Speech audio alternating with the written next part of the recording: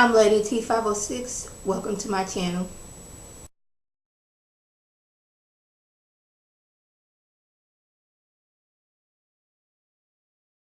Hi everyone, today I'm going to be reviewing Scandal Season 5, Episode 9.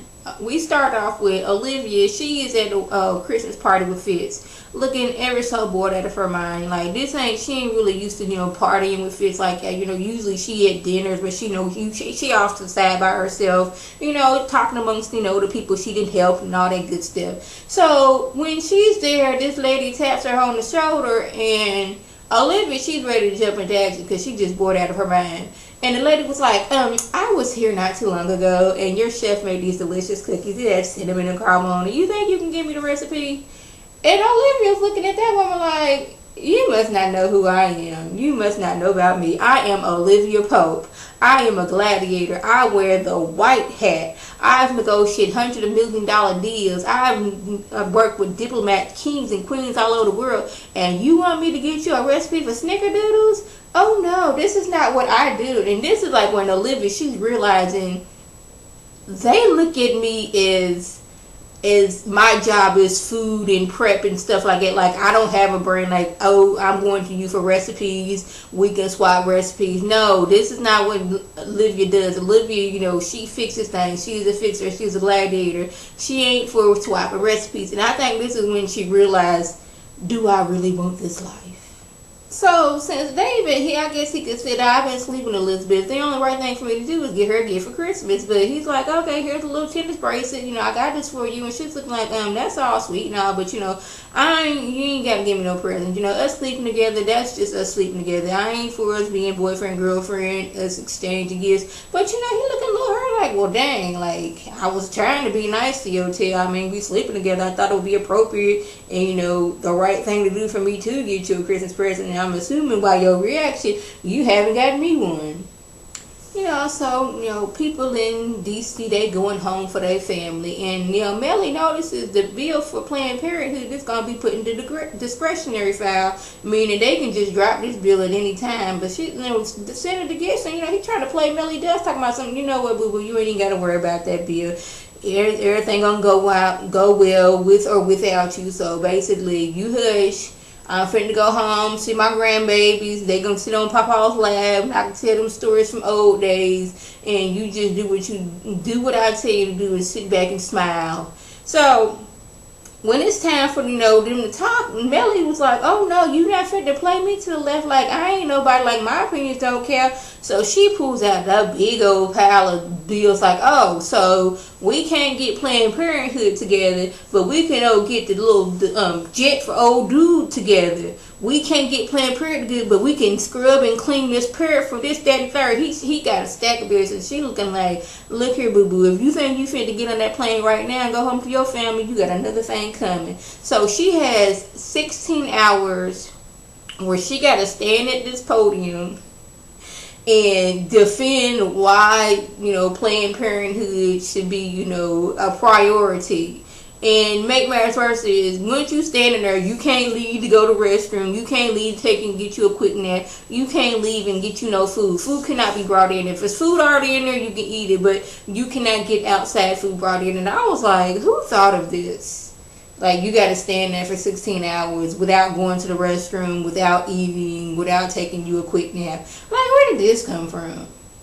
So while Mellie is on live and national TV trying to get her bill together, Cyrus like, that girl ain't gonna last. Because people who have done this, they've trained for this. They went to classes on how to stand at this podium, how to hold their bladder and not eat for long periods of time. But he ain't really feeling it for Mellie. I don't know. Like, they was just basically friends, like, few episodes ago, but now I guess he back at the White House, he with his son, so he ain't really cared about Mellie. But Mellie was up there, and like towards the end, poor Mellie looked like she was ready to just fall out from exhaustion and just like, you know what, I don't even care about Planned Parenthood right now. I need some sleep, I need to eat, I need to go to the restroom. So we have Huck and Eli. He got Eli, tied up to a chair. Huck eating his dinner like, I don't just have this man tied up to the chair. And, Eli trying to get up at Huck's head, talking about some, how does it feel? You finally got your son back and now you done lost him again. Your son know you was crazy as ever. But, Huck, he's just, taking it in stride. But he's like, you talk about me being a bad daddy. I'm going out show you who's the bad daddy.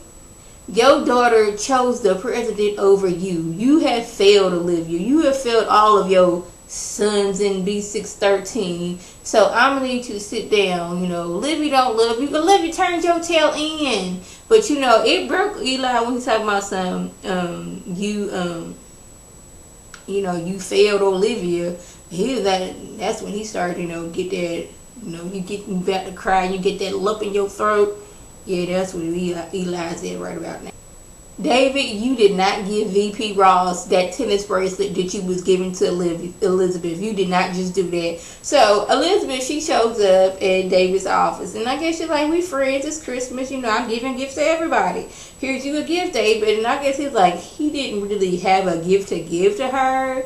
So he just says, Elizabeth didn't want this tennis bracelet, so I'll hand it over here to you. Here, Spice, here's this lovely gift that wasn't exactly meant for you, but I'm going to give it to you because the person I gave it to originally did not want it.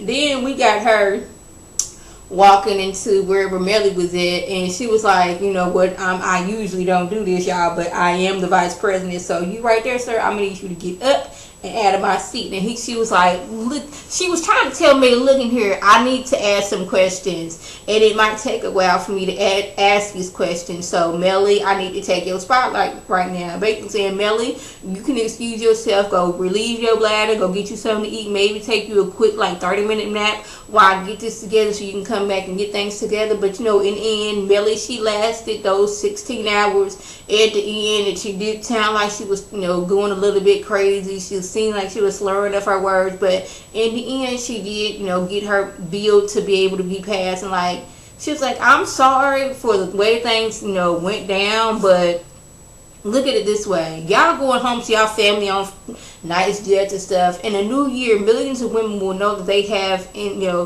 health care for themselves and their children in a new year. So while y'all think I'm up her being big and bad, she's looking out for the greater good of women. So we got Jake showing up on Eli's second in command. The dude that Olivia got with last year to turn out he was working with Eli. Yeah, and dude is like, you know what? I've been waiting on you, and you were the perfect person to come help us with Lazarus one. We trying to get back to the days before Eli lost his way, but Jake ain't trying to really hear that and gives dude one quick one to the head. I guess dude thought he was gonna talk Jake into not killing him. And just okay, you can go free, this is what we gonna do. But, towards the end, Huck then dropped Eli off at his house he wasn't just held captive. Jake's there, and I was like, they tried to kill Eli, but, Jake realizes that Eli wasn't the main evil person. He evil, we all agree on that, but he wasn't the main evil person. So we show Olivia getting an abortion. I'm like, what? She was pregnant? And I guess she feels like, I can't do this. After she then got back from the hospital. Meanwhile, Fitz is at the table with a whole bunch of important people, and Olivia's space holder is not there. And the person, waiter was the sheriff wanted to get things done because he wants he has everything planned out for a certain period of time, and he want to go clockwork, so want to be synchronized and all that good stuff. And he's like, what, go ahead and feed everybody. Olivia comes home and she didn't turn into Mellie. She is running around I'm about to say dressing room, her closet, looking for that good moonshine that Mellie done had hid. She's like, what, Fitz, I can't do this. I'm not Susie Homemaker. I can't be sitting there swapping recipes with people. I like being on my own. I like being an OPA. But he's like, I thought you was happier. She's like, yeah, you damn near kidnapped me. I didn't want this. You basically got my stuff and brought it here. I didn't really want this. But I see Olivia, she's lashing out because, she just had an abortion.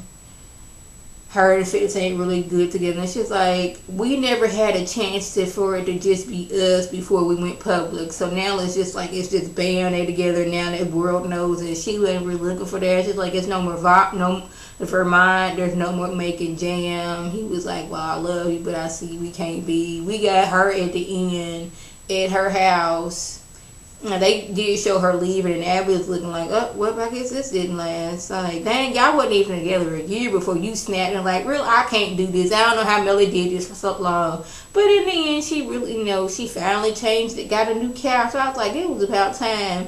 She's sitting here on the couch with missing one cushion. She should have been got this together. So that was suggested went on. If I left anything out, by all means, leave a comment or a video response. And like always, I want to thank my subscribers and the people who watch my videos. I want you to like this video, comment, and subscribe.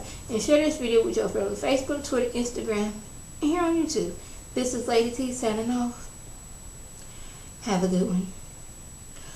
Oh yeah, I forgot to mention that my last week's video of Scandal was flagged and taken down for being inappropriate. Now, I don't know how it was inappropriate, but somebody flagged it and they took my video down. So I apologize if last week's video, it's just not there. I couldn't do it. They didn't flag me, so I'm sorry.